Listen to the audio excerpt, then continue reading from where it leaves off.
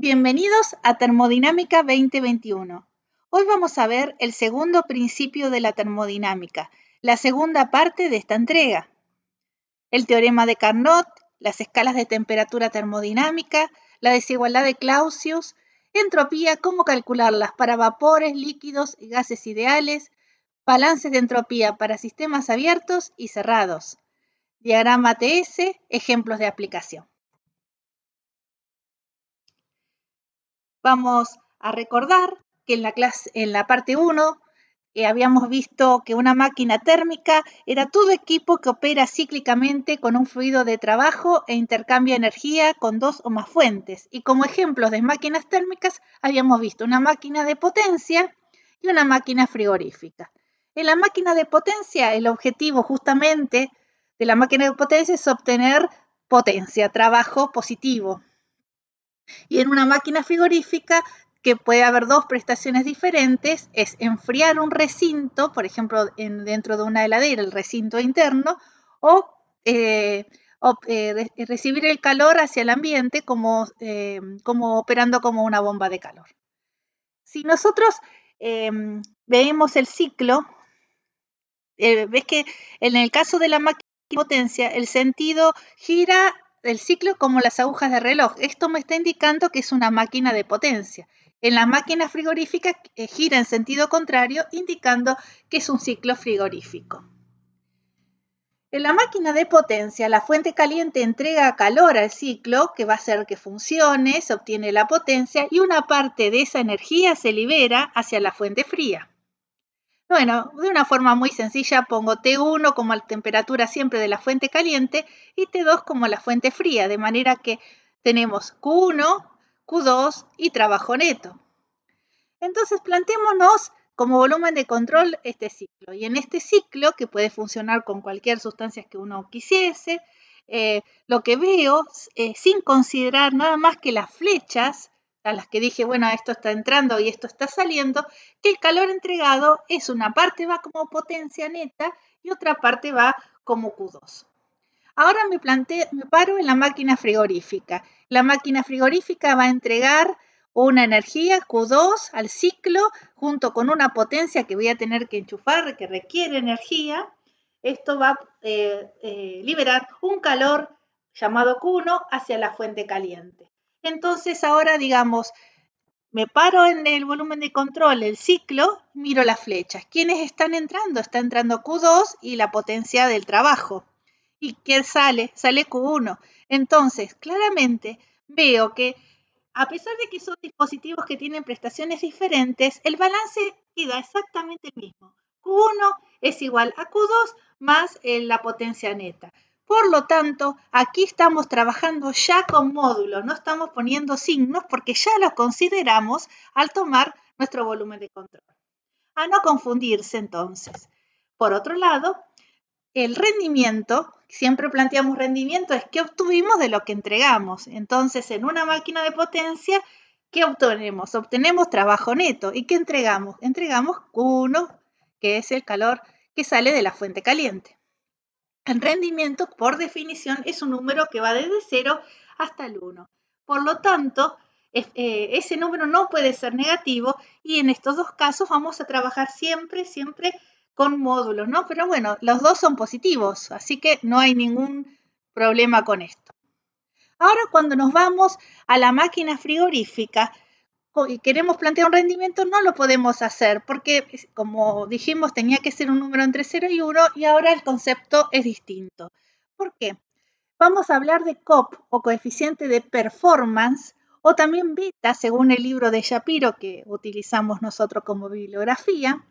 Entonces vemos cuál es el objetivo de una máquina frigorífica y enfriar los alimentos que están adentro del gabinete interno de la heladera, que es mi fuente fría. Voy a sacar Q2 y gastar, ¿quién? El trabajo. Ojo, entonces aquí vamos con módulo en los dos casos, ¿sí? Así no nos confundimos si el COP siempre es positivo y es un número que es superior a 1. El COP de la bomba de calor, que es la máquina frigorífica, pero con la prestación de entregar energía a la fuente caliente. Es como si hubiésemos utilizado la heladera para calentarnos con la parte de atrás de la heladera. Entonces el objetivo es obtener Q1 y el trabajo entregado, la potencia entregada, es lo que va en el denominador. Los aires acondicionados frío-calor justamente tienen las dos prestaciones, de máquina frigorífica y de bomba de calor. Sabido esto, vamos a ver un ejemplo muy sencillo de una de las primeras máquinas de vapor, que es de Boulton y Watt, del año 1763 a 1775, que su prestación era desagotar las minas de carbón inundadas. Sencillamente, lo que tenemos es una pequeña caldera con una fuente caliente, una hoguera donde se estaba quemando carbón. Esa agua pasaba al estado de vapor a través de un expansor, se hacía girar una rueda y como una parte del fluido se condensaba, se terminaba la condensación con agua fría y volvíamos a recuperar el ciclo. Entonces, esto operaba cíclicamente a merced de que había dos fuentes que estaban interactuando, una fuente caliente y una fuente fría. Recuerden que habíamos definido fuente como un cuerpo hipotético de capacidad calorífica infinita. ¿Por qué tenía capacidad calorífica infinita? Y porque teníamos una masa infinita. Y entonces teníamos gran disponibilidad de agua de refrigeración y gran disponibilidad de gases calientes para calentar el agua en la caldera. Ahora, ellos en 1700 y pico, y ahora también nos estamos preguntando lo mismo. ¿Hasta cuánto podré mejorar la prestación de una máquina térmica? ¿Hasta cuándo? Y máquinas térmicas, tenemos ejemplos en todos lados de la vida real, tanto una locomotora de vapor como un motor de un auto, como de una máquina, máquinas antiguas, máquinas actuales, una planta de potencia de vapor, un refrigerador doméstico. Eso mismo se preguntaba Carnot en 1824, que él analizó de forma teórica y plantea dos corolarios que van a ser lo que nosotros llamamos el teorema de Carnot, que nos define al segundo principio de la termodinámica de una manera muy clara. Él también estaba preocupado por las máquinas, entonces él lo que dijo, con su primer colorario, toda máquina térmica tendrá un rendimiento térmico menor e igual a una máquina térmica reversible que funcione entre las mismas fuentes. Entonces, ¿qué quiere decir? Si yo tengo un depósito o una fuente caliente a una temperatura alta y un depósito a una temperatura baja, y tengo dos máquinas térmicas, una irreversible, que es la número 1, y una irreversible, que es la número 2. El rendimiento térmico de una máquina irreversible va a ser menor e igual que el rendimiento térmico de una máquina reversible. Esto que parece una cosa mínima, como que repetitiva, es fundamental, porque quiere decir que si yo tengo una máquina que opera cíclicamente y que es reversible, voy a tener lo máximo, nuestro ideal. Entonces tendría que conseguir o de alguna manera fabricar una máquina térmica reversible. Y como todos sabemos, en la vida real eso no es posible. Entonces quiere decir que toda máquina que va a funcionar irreversible, que son reales, van a tener menos rendimiento que la máquina térmica. La térmica sería lo mejor, la reversible sería lo mejor, a lo que tenemos que aspirar. El segundo colorario nos dice que todas máquinas reversibles que operen entre las mismas fuentes tendrán el mismo rendimiento térmico. En esto quiere decir que dos máquinas, la 2 y la 3, son máquinas reversibles y tienen las mismas fuentes de operación, pero son máquinas distintas. Y si son reversibles, van a tener el mismo rendimiento. Eso también es muy importante de reconocer, que entonces el rendimiento térmico de las máquinas térmicas reversibles son funciones únicamente de las temperaturas de la fuente caliente y fría. No importa cómo esté construida la máquina, el rendimiento es función únicamente de las temperaturas. Bueno, también para el ciclo de Carnot tenemos una explicación un poquito más larga que está en la parte 3, pero voy a hacer lo más cortita posible.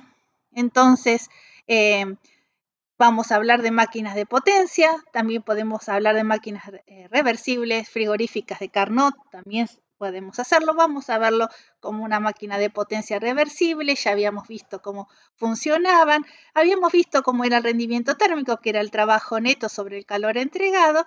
Y habíamos hecho ese balance pequeño que decía que si yo me paraba acá en el ciclo, Q1 es igual al trabajo neto más Q2. Y de esa manera, en vez de trabajo neto, podría escribir Q1 menos Q2. Y entonces, si uno pone Q1 menos Q2 y lo divide por Q1, me queda nada más que 1 con el primer término menos Q2 sobre Q1. Es importante que tengamos en cuenta que acá estamos trabajando con módulos, ¿no? Entonces, Carnot nos demuestra, y yo toda la explicación se las dejo en la parte 3 con todos los detalles, nos demuestra que hay una relación entre Q2 y Q1 que es nada más y nada menos que T2 sobre T1. O sea que nos está demostrando que el rendimiento térmico de una máquina de Carnot, que es reversible, es función únicamente de las temperaturas. No importa el fluido que esté circulando por aquí adentro, no importa cómo esté construida, siempre y cuando sea una máquina de potencia reversible, siempre y cuando que sea reversible, el rendimiento térmico va a ser igual a 1 menos T2 sobre T1. Ahora, entonces, fijémonos un pequeño detalle. Acá lo puse llorando porque quiere decir que nunca este rendimiento puede ser igual a 1, jamás, porque siempre va a tener que intercambiar una máquina de reversible energía con dos fuentes como mínimo, entonces nunca va a ser igual a 1. Por lo tanto, nunca voy a poder transformar todo el calor en trabajo directamente. Siempre va a haber este desecho, este Q2 que va a estar presente, aunque tenga una máquina de potencia reversible. Entonces, el rendimiento térmico de cualquier máquina siempre va a ser menor que la reversible, que va a poner el tope, va a poner lo máximo. Y veamos cuánto puede ser este rendimiento. Bueno, acá está este grafiquito que es muy interesante del libro de Shapiro, donde tenemos el rendimiento térmico máximo, el rendimiento de la máquina reversible en función de la temperatura de la fuente caliente. Lo que podemos ver que si la temperatura de la fuente caliente T1 empieza a ser muy alta, el rendimiento tiende a una asíntota a acercarse a 1, pero jamás se puede acercar a 1. Jamás lo puede hacer. Y tiene que tener si la temperatura de la fuente caliente tiene que ser muy, muy alta para lograr eso. Y esto coincide con lo que nosotros habíamos hablado de que lo vimos en la parte 2, del enunciado de Kelvin Planck, que decía Kelvin Planck que era imposible construir una máquina de potencia que estuviese funcionando con una única fuente. Entonces, este Q2 siempre va a tener que existir. Bueno, hablando del rendimiento térmico de las máquinas reversibles, podemos ver que Q2 sobre Q1 es T2 sobre T1 para una máquina de potencia reversible. Esto coincide. Y lo mismo va a pasar con una máquina frigorífica reversible, que también se los voy a demostrar en la parte de la clase de Carnot. Entonces, ¿qué podemos ver acá? Que cuando nosotros estudiamos por primera vez la temperatura, la presión, allá a lo lejos, habíamos visto que queríamos encontrar una sustancia una escala de temperatura que sea independiente de la sustancia de trabajo para poder medir eficientemente la temperatura. Y eso habíamos hallado el termómetro de gas, donde le bajábamos la presión y veíamos que casi todos las sustancias llegaban al mismo resultado y habíamos encontrado una temperatura que era absoluta, que es la escala Kelvin de temperatura. Ahora, ¿qué estamos viendo? Estamos viendo algo parecido. Entonces, si siempre va a tener que existir este Q2, no puede dejar de existir este Q2, la mínima temperatura que puede llegar a ser T2 va a tener que ser 0 Kelvin. Es lo mínimo que va a poder llegar a ser, es 0. O sea que no puede haber temperaturas que sean negativas. Y eso coincide, se llama temperatura absoluta, coincide con la escala de termómetro de gas, que es en este caso la escala Kelvin. Entonces, el segundo principio nos termina de reforzar lo visto en las primeras clases de termodinámica con el termómetro de gas. Hay una temperatura que es absoluta y que se denomina temperatura termodinámica. Resumiendo, el enunciado de Clausius nos decía, tengo un foco caliente y un foco frío, y entonces el calor va a pasar del foco caliente al foco frío y es imposible que pase por sí solo, ¿sí?, de una fuente fría a una fuente caliente. O sea, nos daba la dirección de la transferencia de calor. El enunciado de Kelvin Planck nos decía, cuando una máquina de potencia que opera cíclicamente no puede obtenerse, entregar calor y obtenerse trabajos operando con una única fuente, si opera de forma cíclica. Y Carnot nos dijo, el rendimiento térmico de una máquina de potencia tiene un máximo y ese máximo es de la máquina de potencia reversible. Y así también se definió la temperatura en escala termodinámica, que en forma diferencial lo podemos escribir como diferencial de Q2 sobre diferencial de Q1 igual a T2 sobre T1. Y todo esto junto termina en una otra definición del segundo principio, que es la desigualdad de Clausius. Es muy parecido a lo que está escrito acá, ¿no? Está despejado, pero ¿qué nos quiere decir esto? Quiere decir que en un ciclo, porque habíamos visto que todas nuestras máquinas estaban trabajando cíclicamente, en un ciclo, el diferencial del calor con respecto a la temperatura absoluta, por eso está la T mayúscula porque es absoluta, en una frontera determinada, los intercambios se dan a través de la frontera o los límites de los sistemas o los volúmenes de control, esa integral que se da en un ciclo es menor o igual a 0. Y esto, que si bien estaba planteado todo o la mayoría de las definiciones para un ciclo o una máquina, se va a poder, a partir de la desigualdad de Clausius, llevar a procesos. Y nos van a decir la única manera que ocurran las cosas, que es la que se debería haber enterado el coyote, que hay una única manera de que ocurran. Esto que está sucediendo no puede existir. Y ahora lo vamos a comprobar y lo vamos a comprobar con números.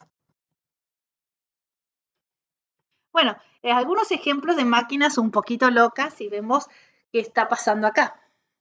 Son ejemplos del libro de Sengel. Tenemos una bomba, un calentador y una turbina que vemos en los límites de mi volumen de control que está intercambiando calor con una fuente caliente y una potencia. Entonces está operando de forma cíclica esto. La turbina le da trabajo a la bomba y a la vez sale un trabajo hacia el exterior. Entonces, está bien esta máquina, funciona esta máquina y lo que estamos viendo es que está operando en forma cíclica y cuando opera cíclicamente y está intercambiando energía con una sola fuente y a la vez está saliendo potencia, no está cumpliendo el enunciado de Kelvin Planck, porque el rendimiento térmico es que la potencia sobre calor entregado es igual a 1 y eso es imposible, es imposible. Esta otra máquina loca tiene una bomba, una turbina que se obtiene energía eléctrica, el trabajo del generador sale hacia afuera. Tenemos de alguna manera esta energía eléctrica para calentar en un calentador que calienta desde la bomba para pasar hacia la turbina y luego se condensa y sale calor. Tenemos también una única fuente y una salida de trabajo. Entonces, cuando queremos plantearnos esto, lo que nos está diciendo también, esto no es imposible.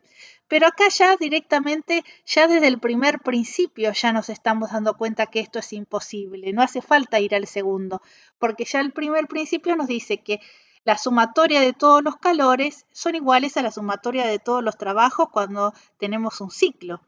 Y el calor es negativo y el trabajo es positivo. Entonces esto ya no cumple el primer principio de la termodinámica directamente.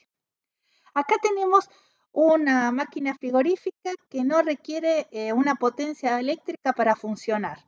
Me voy de una fuente fría a una fuente caliente y como estoy operando en un ciclo, este calor es igual que este recibido.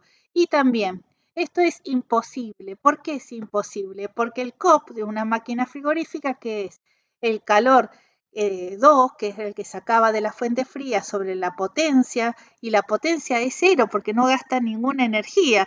Por lo tanto, esto es un valor que es igual a cero. Y el COP de una máquina real es igual a infinito, perdón. Y el COP de una máquina no puede ser, es imposible, no existe este tipo de máquinas. ¿Cómo puedo saber si es posible que un proceso pueda llevarse a cabo?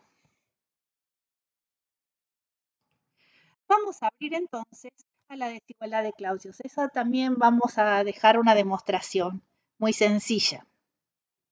Bueno, habíamos dicho que esta integral la estábamos evaluando en un ciclo y que la f significaba la frontera. Es para recordar que esta integral está evaluada en la frontera del sistema que ejecuta un ciclo. El diferencial de Q representa la transferencia de calor entre el medio y el sistema a través de su límite o frontera.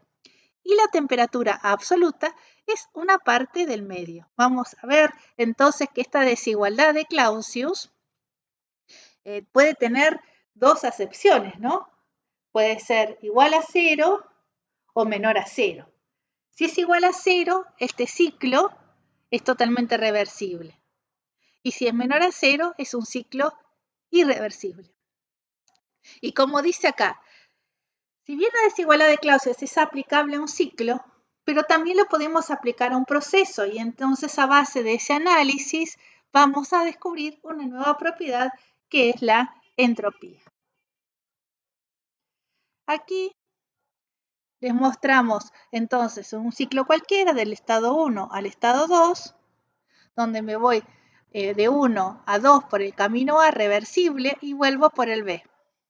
Luego me voy del 1 al 2 por el camino A reversible y vuelvo por el C. Entonces voy a aplicar la desigualdad de Clausius. La desigualdad de Clausius, como eran los dos caminos, ida y vuelta, eran reversibles, los dos procesos son reversibles, como igual a cero. Y me voy de 1 a 2 por el diferencial de Q sobre la temperatura absoluta por el camino A, más y vuelvo ahora por el de 2 a 1 por el diferencial de Q sobre T por el camino B. Ahora voy a cambiar el camino, voy a cambiar el proceso de vuelta. Voy por el A, pero vuelvo por el C. De manera tal que se va a mantener la igualdad a cero, pero la vuelta ahora ya no es más por B, es por C. Entonces, cuando nos ponemos a mirar, estas dos expresiones tienen que ser iguales. Por lo tanto, no queda otra que ir de 1 a 2 por el diferencial de Q sobre T por el camino A es igual que menos las vueltas por cada uno de los caminos, o sea, de menos la integral de 2 a 1 diferencial de Q sobre T por el camino B, o menos la integral de 2 a 1 diferencial de Q sobre T por el camino C. Entonces, como era menos ir de 2 a 1, mejor pongo 1 a 2 y ya me queda todo en el mismo sentido, desde 1 hacia 2, y queda que yendo por cualquier camino me encuentro con el mismo resultado.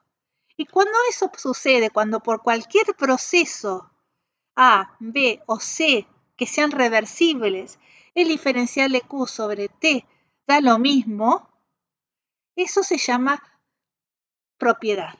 Y esta propiedad había que ponerle un nombre. Como está integrada entre 1 y 2, entre dos estados, es un delta E de propiedad. Y había que ponerle un nombre. Y ese nombre, sencillamente, fue entropía.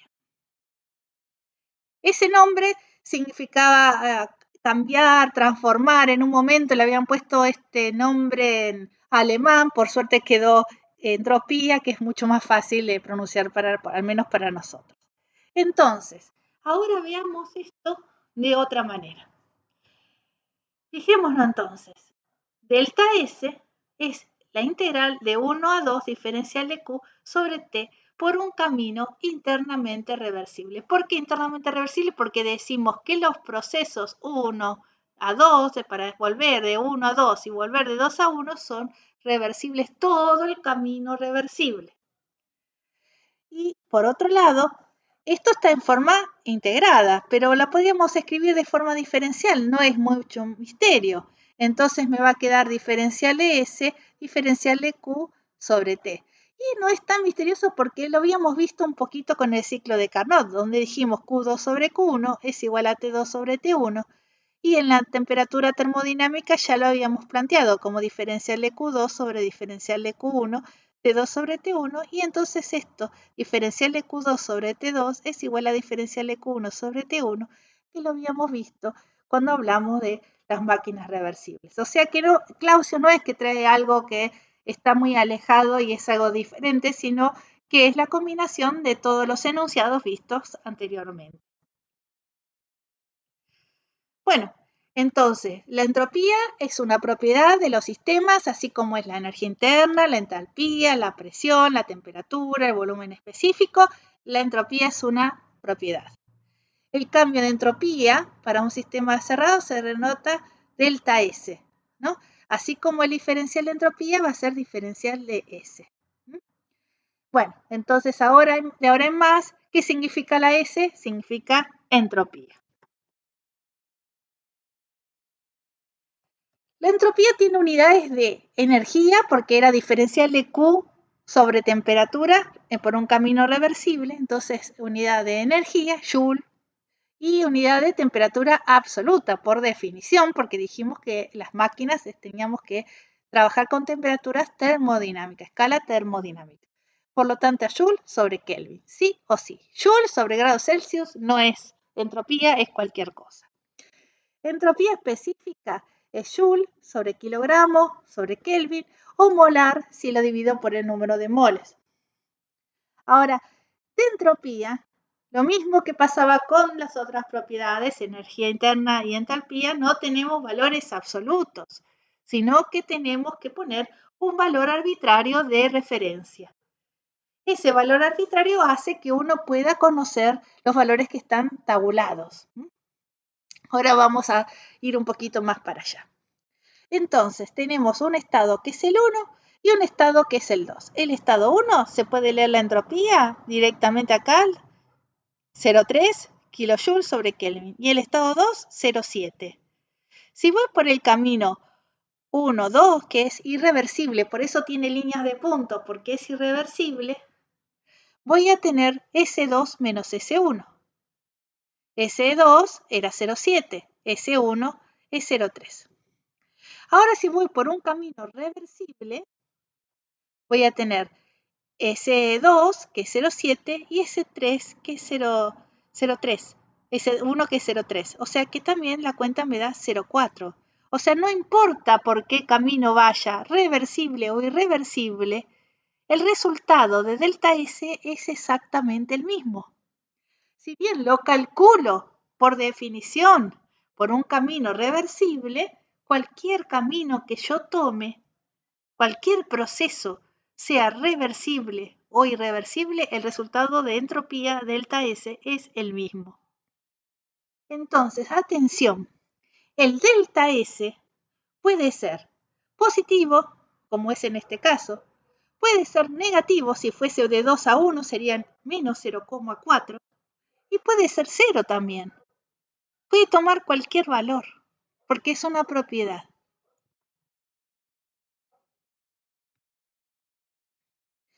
La tercera ley de la termodinámica, que no vamos a ahondar mucho en esto porque no nos alcanzaría el curso, nos dice que un cristal puro, cuando la temperatura es 0 Kelvin, su entropía valdría 0.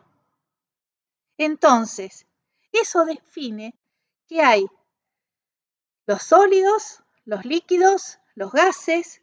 El nivel de entropía va aumentando según el estado de agregación. Sólido tiene menos entropía, líquidos tienen más y gases tienen más entropía, por la tercera ley de la termodinámica. Pero el concepto de orden y desorden que nos han inculcado con la entropía durante mucho tiempo no tiene mucho sentido cuando estamos hablando de una máquina. Cuando hablamos de una máquina, queremos saber cuál es, hasta cuánto la podemos mejorar, queremos saber si está funcionando correctamente, si los cálculos que hemos propuesto son adecuados y son correctos. Entonces, el orden y desorden de las máquinas, el valor de entropía como concepto de orden y desorden, no tiene un sentido especial acá. ¿Cómo puedo conocer la entropía de un sistema? Bueno, en primer lugar, en una sustancia pura, que por suerte, gracias que hay tablas, entonces se hacen diagramas que son reales, temperatura, entropía, también puedo leerlos ahí. El estado de líquido comprimido, busco en tabla con la temperatura y la presión, así como busqué las otras propiedades, encuentro el valor de la entropía. En una mezcla saturada de líquido-vapor, también puedo encontrar el valor de la entropía con la ecuación que siempre utilizamos, donde S' es el valor de la entropía del líquido saturado y S' del vapor saturado a la misma temperatura. Si es vapor sobrecalentado, lo busco en la tabla con temperatura y presión y lo escribo. Esos valores que voy a encontrar en tabla se le ha asignado previamente una referencia. Y por ejemplo, para el líquido saturado se le asigna el valor 0 para el agua a la temperatura de 0,01 grados y líquido saturado. Y a muchos refrigerantes el valor 0 se le asigna a menos 40 grados también al líquido saturado. Muchas veces hay refrigerantes que no tienen la tabla de líquido comprimido y no sé cómo sacarla. Fácil, muy sencillo. Es la entropía del líquido comprimido a una presión y temperatura es aproximadamente la misma que la entropía del líquido saturado a la misma temperatura. Si tengo un sólido o líquido y conozco el calor específico, perfecto. Entonces, en vez de diferencial de Q, pongo C diferencial de T, integro y me queda C logaritmo de T2 sobre T1, que es fantástico. Entonces, ya sabemos calcular para cualquier sustancia pura que tenga tabla, sabemos calcular cuando no tengo tabla y aproximarlo al valor de una tabla, y para sólidos y líquidos con el calor específico. Me faltan los gases ideales. ¿Cómo sacamos la entropía de un gas ideal? Bueno, recordemos esta ecuación. Diferencial de U es igual a diferencial de Q menos P diferencial de B. ¿Qué es? Y esta es la expresión del primer principio de la termodinámica aplicada a un sistema cerrado con solamente trabajo de expansión P diferencial de B. Reversible. Pensamos todo reversible. Entonces, ahora despejo diferencial de Q y me queda diferencial de U más P diferencial de B. Y bueno, y lo reemplazo aquí. Diferencial de S dijimos que era diferencial de Q sobre temperatura de frontera por un camino reversible. Entonces, diferencial de S, y ahora escribo estos dos términos aquí. Por supuesto, voy a tener que dividir a todo por la temperatura. Y entonces CB sobre T, diferencial de U sobre T, es CB diferencial de T sobre T. Y esta otra parte, presión sobre temperatura, con la ecuación de los gases, presión sobre temperatura es el R particular sobre el volumen específico, si lo hago por unidad de masa. También podría utilizar el R universal, pero el CB lo tendría que tener expresado como CB molar, por unidad de mol. Entonces, cuando integro esto, me queda esta ecuación, S2 menos S1, CB logaritmo de T2 sobre T1, más R universal o particular, logaritmo de B2 sobre B1. Obviamente que son específicos, les falta multiplicar por la masa, ¿sí? Esto va a ser por unidad de masa. Si este es el R universal, este CB tiene que estar expresado por unidad de mol. Si este SB está expresado por kilogramo, el R es el R particular. Y esta forma de plantearlo podría llegar a demostrar lo que les tocaría para ustedes, en que termina de la misma deducción con tres expresiones totalmente conocidas e iguales. o sea, si tengo la temperatura y el volumen, lo calculo con esta, con la primera. Tengo la temperatura y la presión con la segunda. Y tengo el volumen y la presión con la tercera. Es según la conveniencia de los datos que yo tengo, utilizo una u otra expresión. Por otro lado, hay una que la marqué con un recuadro ahí enorme y le puse un simbolito, porque esta es especial para los sistemas abiertos. En los sistemas abiertos tenemos que recordarla, esta ecuación fundamentalmente, porque el volumen específico no tiene mucho sentido en el sistema abierto. Sí tiene la temperatura y la presión como propiedades importantes y relevantes. Por otro lado, ahora voy a seguir explicándoles, ¿se acuerdan esta expresión?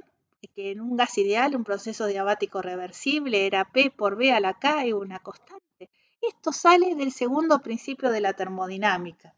Ahora, a continuación, se los demostramos.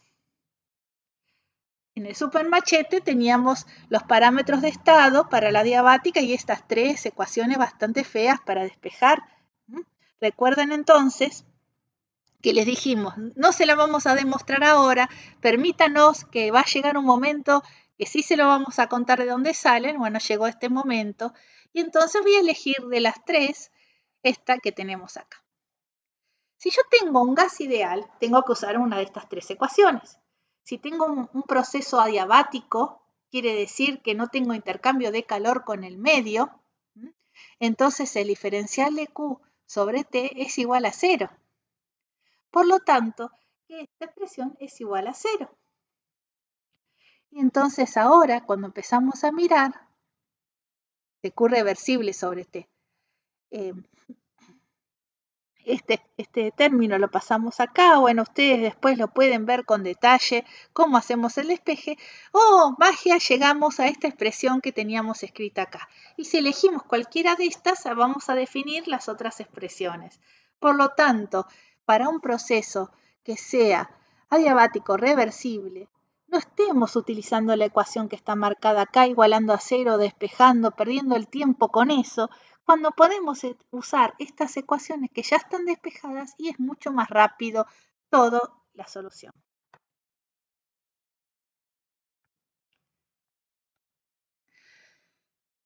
Vamos a ir ahora a un balance. Y el balance ahora me interesa un sistema cerrado. Entonces me voy a ir por el camino 1, que es irreversible, y voy a volver por un camino 2, reversible. Podría haber hecho otro camino y vuelto por uno irreversible, o los dos irreversibles, pero vamos a dejar uno reversible para poder demostrarlo.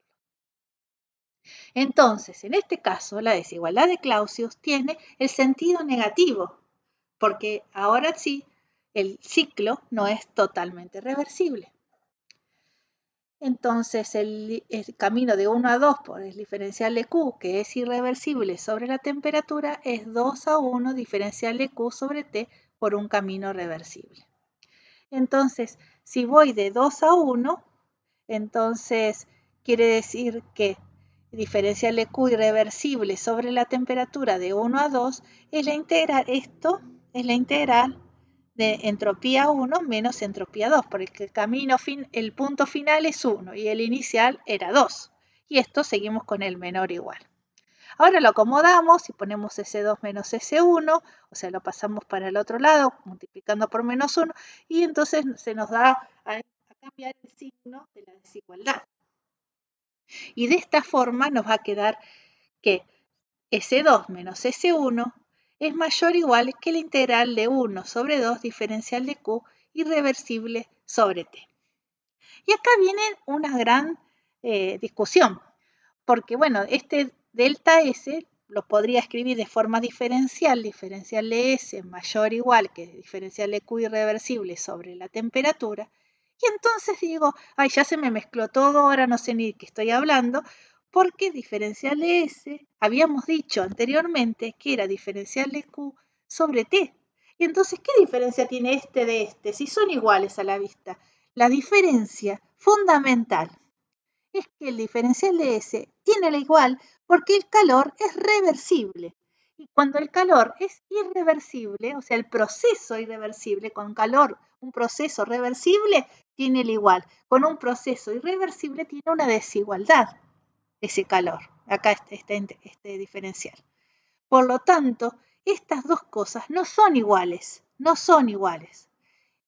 Diferencial de Q reversible por un camino reversible sobre T es diferencial de S. Pero el diferencial de Q sobre T por un camino irreversible no es el diferencial de S.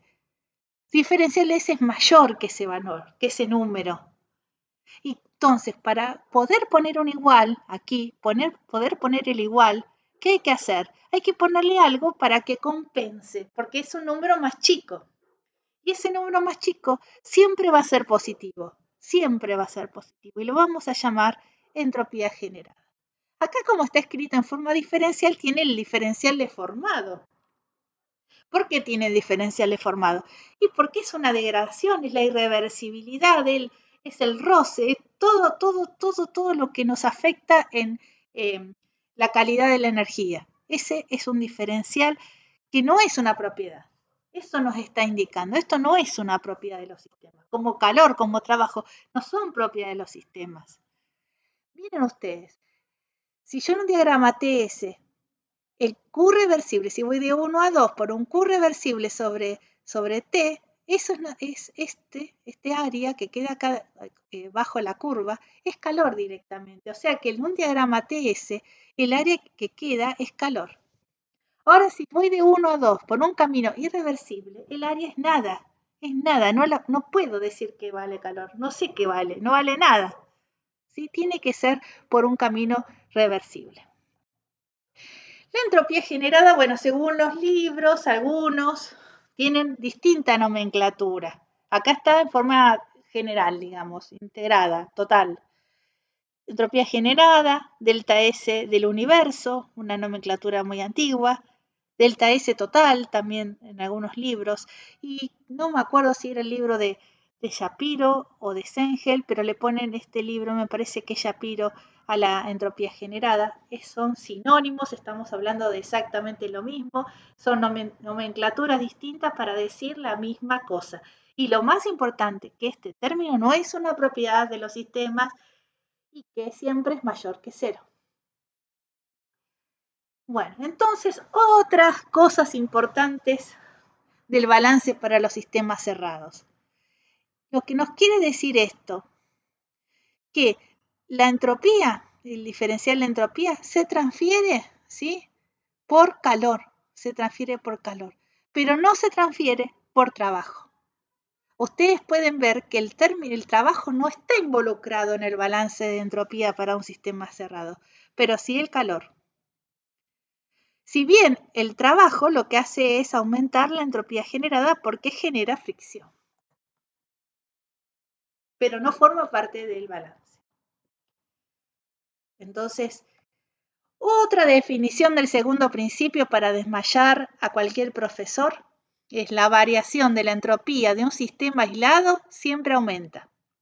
Entonces, eso significa que si un sistema aislado no tiene intercambio de calor con el medio, ni materia. Por lo tanto, si combinamos S2 menos S1 es igual a la entropía generada, siempre es un término mayor o igual que cero, igual en el caso de que sea reversible y mayor siempre que sea reversible, esta entropía de un sistema aislado siempre va a aumentar, siempre va a aumentar. O en su defecto, permanecer constante. Y entonces acá puse este muñeco que le han maltratado bastante porque si el universo se considera un sistema aislado, la calidad de la energía se va a degradar de forma tal que el universo va a desaparecer.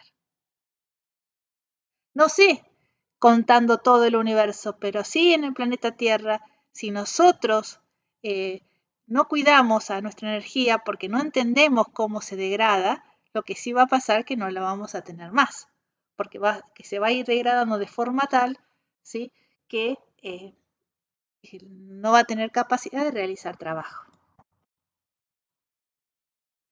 Volvemos al balance. Entonces, cuando tenemos un problema con un sistema cerrado y nos piden que calculemos la entropía generada, nos están pidiendo que demostremos que eso es posible que se realice. Si la entropía generada es mayor a cero, el proceso es irreversible y es posible. Es posible. Si es igual a cero, es posible, irreversible. Y si es menor a cero, es imposible que suceda, imposible. El cambio de entropía, entonces, es la transferencia de entropía entre el sistema y el medio, que es esta parte, que es el diferencial de Q irreversible sobre T, más la generación de entropía.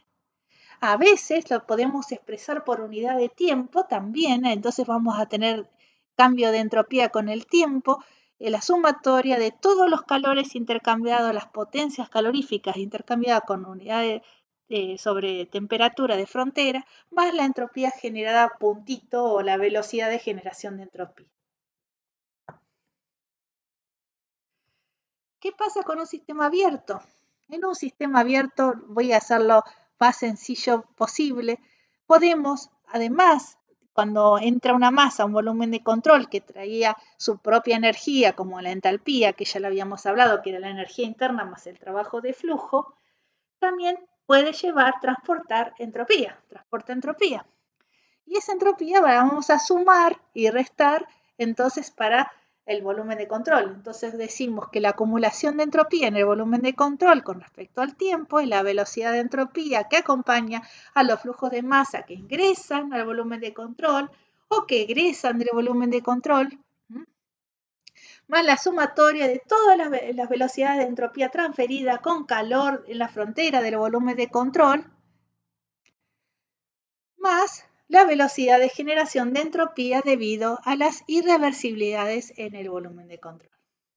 Siempre nuestra incógnita es la entropía generada y la que tenemos que demostrar que es positiva porque quiere decir que es posible que pueda realizarse ese proceso. Cuando tenemos un sistema abierto permanente,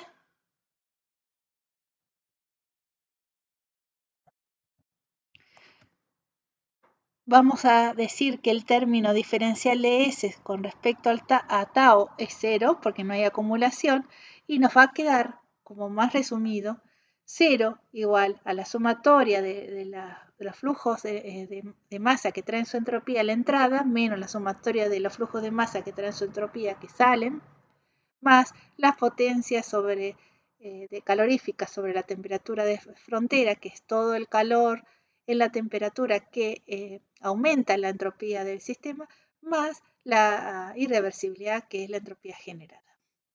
Entonces, como en general vamos a necesitar entropía generada como incógnita, la despejamos y nos va a quedar la sumatoria del caudal másico por la entropía de salida menos la sumatoria del caudal másico de entrada por entropía de entrada menos la sumatoria de la velocidad de transferencia de entropía entre el sistema y el medio. Y ponemos aquí siempre la F para indicar que se da en la frontera del volumen de control.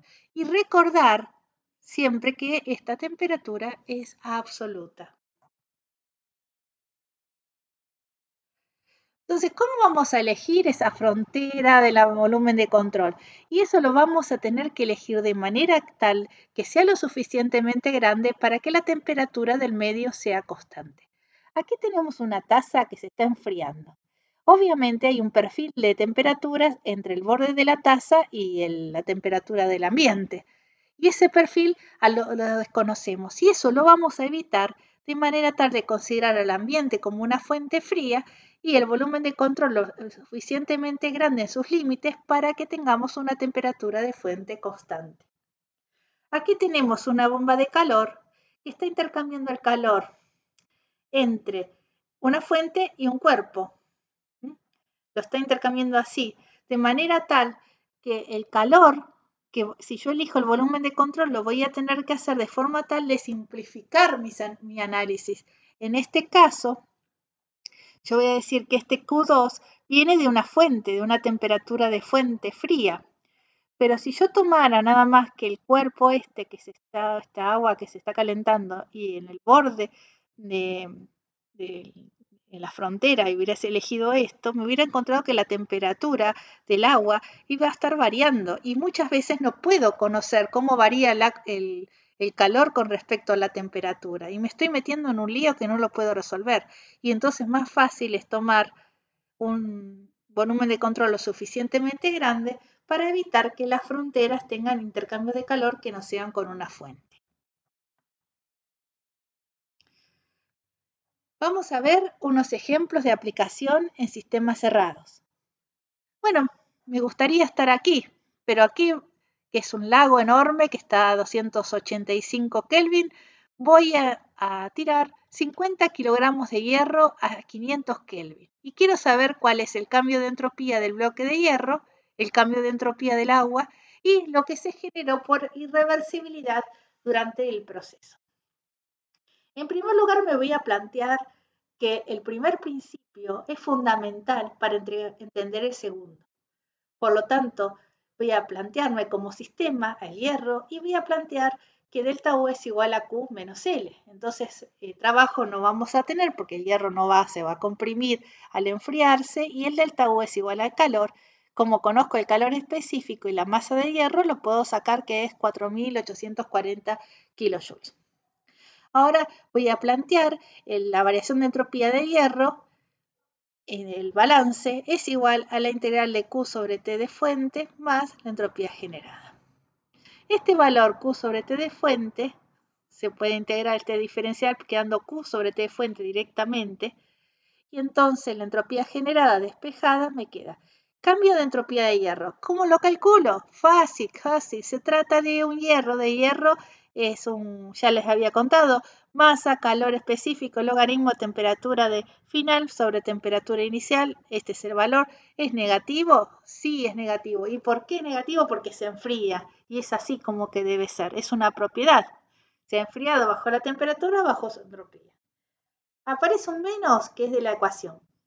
Y luego está el calor que recibe el ambiente, o sea, que perdió el hierro, que era menos 4.840. Escribo, paréntesis, menos 4.840. Bueno, acá puse 38. Sobre la temperatura de frontera. ¿Cuál era la del agua? No voy a contar justo el momento que la está intercambiando, no, me voy a alejar lo suficiente para que sea constante, para considerar al lago como una fuente. 285 Kelvin. El resultado es 4,4 kilojoules sobre Kelvin y es positivo, quiere decir que esto es posible. ¿Qué quiere decir que es posible? Que si yo tiro hierro al agua, es posible que se enfríe y que alcance la temperatura del hielo. El tiempo no lo tengo, no lo sé cuánto tiempo va a tardar en hacerlo, pero sí que va a pasar eso. Uno de los diagramas más interesantes que nos plantea el segundo principio es justamente el diagrama TS. Acá les muestro el diagrama TS del agua, la temperatura y la entropía. La temperatura en este diagrama está en dos escalas, está en 4. En una que es sistema inglés y en el otro es que en sistema internacional en Celsius y Kelvin. Entonces es fácil, uno busca la temperatura y todas las líneas paralelas al eje de las entropías son las temperaturas. Las entropías están en dos unidades, también en kilocaloría, kilogramo Kelvin y BTU libra sobre Rankine, que estas dos unidades son iguales, son exactamente iguales, así que coinciden las dos escalas en la parte de la entropía. Lo que vemos que para el agua vamos a encontrar una campana igual que veíamos en un diagrama presión-volumen o temperatura-volumen. Y esta es la zona bifásica y esta es la zona de vapor sobrecalentado. Con respecto a la zona de líquido comprimido no vemos grandes cosas, casi nada. Digamos que la zona de líquido comprimido está perdida aquí en este diagrama, porque todas las isobaras coinciden en el borde izquierdo de la campana. Vamos a ir de a poquito analizando cada cosa. Bueno, entonces aquí lo hice más claro, tenemos dos isobaras. Lo que aquí quiero mostrar que esta isobara va a salir desde aquí, de este lugar, hasta pasar por el borde de la zona bifásica de forma paralela a las temperaturas, porque son dependientes una de la otra, hasta subir, ¿no? Hay como parecido a un diagrama de temperatura-volumen. Y acá hay otra isobara también marcándose, que coinciden, acá solamente puse un pedacito, pero coinciden en la línea de saturación. Vuelvo para atrás, por eso nosotros no vemos grandes detalles aquí en esta zona. No se distinguen las isobaras, están todas superpuestas. Veamos entonces ahora las isocoras. Las isocoras van a venir haciendo como un ramillete que van a salir más cercano al origen del diagrama, el 0, 0. Ahora vamos a ver con más detalle. Y luego empiezan a aumentar. Acá tenemos dos isocoras, una que tiene un volumen específico de 0,1 metro cúbico sobre kilo y la otra que es de 0,5. Sí, las presiones aumentan hacia arriba, pero los volúmenes específicos aumentan hacia abajo. Aquí lo vemos en la escala, en el mismo diagrama que estaba anteriormente. Está marcada 2 isobaras, esta es de 10 y esta es de 100 bares, y la distancia que vemos entre ellos parece que se nos hubiesen olvidado los números, porque de 10 pasamos a 2, a 3, a 4, a 5, a 6. En realidad es para no poner tantos ceros, este sería 20 bares, este es 30 bares, este es 50 bares, 80 bares. Este sería 200 bares. 300 bares y bueno, para este lado tendré 6 bares y también puedo tener los números más bajos todavía. Este es el 1 bar. Este será 0,8 bares, 0,6, 0,5 bares. Vemos que crecen hacia allá. Tiene dos escalas, la escala de arriba es libras sobre pulgadas cuadradas y la escala de abajo es kilogramos sobre centímetro cuadrado, que es atmósferas. La escala de volumen específico también tiene doble. La escala de arriba es foot al cubo sobre libra y en la escala inferior es metros cúbicos sobre kilo. Y tiene la misma manera de la anterior. Acá tenemos 0,1 metros cúbicos, acá la marqué en el diagrama, y 0,01 metros cúbicos. Crecen hacia la derecha. Entonces, esta, por ejemplo, es 0,8 metros cúbicos y esta es 0,05 metros cúbicos. 0,015 metros cúbicos sobre kilo. Una ampliación de la zona bifásica. Acá vemos todas las de las isocoras. Todas estas líneas son todas isocoras. Vemos las cotas que tienen con las presiones, porque como no tenemos las líneas verticales para no confundirnos tanto, hay algunas, pocas líneas verticales de las isotermas, entonces tenemos estas líneas de cota que me dicen 0,5 está acá, 0,5 está del otro lado, entonces lo puedo unir, ¿no? Y poder encontrarme mejor con el dato que yo quiero averiguar. También se ven las líneas de isotítulo que no teníamos en los diagramas anteriores. Estos son diagramas reales. Esta línea de isotítulo tiene la suerte que abajo dice el título con un cuadradito, entonces uno lo encuentra fácilmente. Acá tenemos la de 0,8, es raya con un punto. Así acá lo representé más sencillamente para recordarlo. Miren un detalle de la zona bifásica, es el origen 0,0, 0 de temperatura, título 0, le corresponde 0 de entropía. Esto es se ha puesto arbitrariamente ese valor, líquido saturado, para este diagrama, se le puso valor 0 para la entropía. Y también se le puso valor 0 a la entalpía en este diagrama. Por otro lado, acá se ven mejor las líneas de cota de la presión. Y estas líneas que están como líneas punteadas son las líneas de volumen específico, que acá se ve más en detalle que cuando la temperatura es muy baja y tenemos que todas las líneas se cierran en el valor 0,001, que corresponde a la densidad del líquido saturado a temperaturas cercanas a la atmósfera, ¿no? A presiones bajas. Todas tienden a ese valor. Fíjense que hasta 10 atmósferas 0,0001115 Son todos valores muy bajos y tienden todos en ese valor que lo conocíamos en la tabla. Las isentálpicas, las entalpías en este diagrama se llaman con la letra I y H. I está expresada en kilocalorías sobre kilogramo y H BTU sobre libra, pero bueno, nosotros lo llamamos H. Las isentálpicas tienen una línea de cota que gira alrededor del diagrama. En la zona de vapor sobrecalentado tienen esta forma que tienden a ser después paralelas y en la zona bifásica como que cruzan la campana. Veamos entonces eso en este diagrama que es para el aire. Este diagrama es del aire. Entonces aquí tenemos las isentálpicas que en un momento se hacen paralelas al eje de las entropías. En esa situación donde son paralelas es porque cumplen la condición de gas ideal el aire. La temperatura mayor a la temperatura del punto crítico. En esa situación dijimos que es un gas ideal. Esta es 20 grados Celsius. Marqué un pedacito nada más de la isoterma y fíjense que a temperatura ambiente, ¿sí? A presiones, acá tenemos presiones menores a 0. Acá está un bar, creo que es así. Creo que este es un bar. Aquí tenemos las condiciones del ambiente, del aire ahora, del ambiente, y es casi ideal el aire. Y a presiones muy bajas también tiene la tendencia de ser paralelas al eje de las entropías, ¿no? Tiende la entalpía a ser gas ideal. Y entonces la línea que yo les contaba que giraba viene así y sigue por acá. Entonces tiene una escala, si yo estoy leyendo en esta zona de vapor sobrecalentado, voy siguiendo el camino de la curva y lo leo directamente acá.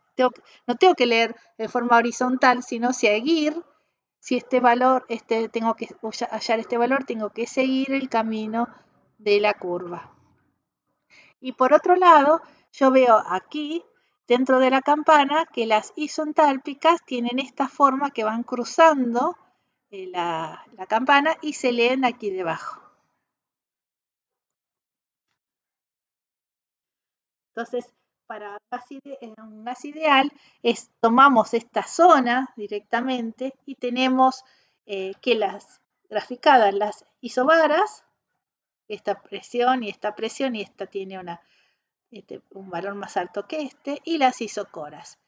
Y esta presión 2 es mayor que presión 1, pero la isocora 2 es más chica que la isocora 1, porque son opuestas. Cuando mayor es la presión, más bajo es el volumen.